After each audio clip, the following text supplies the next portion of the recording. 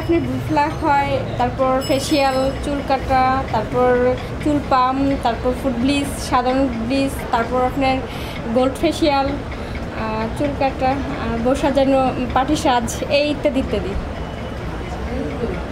সুতা দিয়ে স্কিন যদি পাতলা থাকে তাহলে এটা কাটবে না, এই কারণে আমরা সুতাটা ইউজ করি। আর সুনটা ইউজ করি না এই কারণে, জাস্ট আমাদের স্কিনে অনেক ক্ষতি করতে পারে, নরম থাকে, সেই কারণে আমরা সুন ইউজ করি না। আমার বয়স যখন 16 বছর ছিল তখন থেকে আমি বিজনেস শুরু করছি।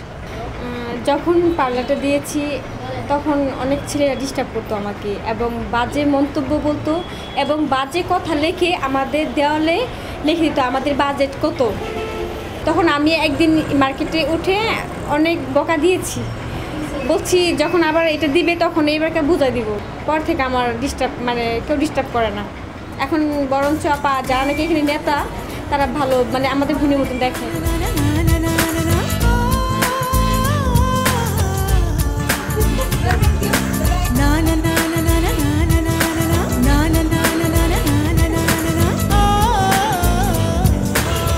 লেখাপড়া ছেড়ে দিয়েছি এই জন্যে, আমার বাবা সামর্থ্য ছিল না, আর্থিক দিক দিয়ে খারাপ ছিল বলে আমি লেখাপড়া করতে পারিনি। তারপর শুনলাম যে আমাদের নোয়াগাঁওতে একটা CMS বা RTC স্কুল হবে।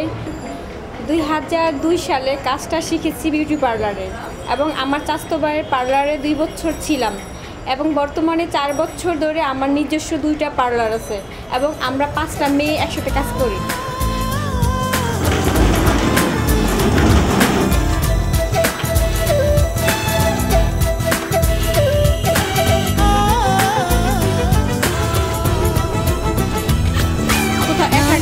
করতে পারতাম না, এখন সব জায়গায় যেতে পারি এবং সবার সাথে কথা বলতে পারি।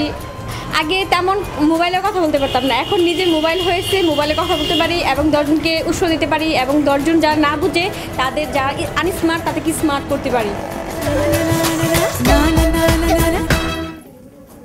এই ঘরেতে আমি বড় হয়েছি। এটা আমাদের রান্নাঘর আর এটা আমার মা। আগে ধরেন যে সময় ভালার কাজ না শিখছে এই সময় তো ধরেন কষ্টই করছি, ও বাবা চিন্না অনেক দিনের দিন পরিবর্তন হইতেছে না। আঙ্গবেলা তো কিছু আসিন না, লেহাফড়া মানুষ শিখতেছে না, আসিন না।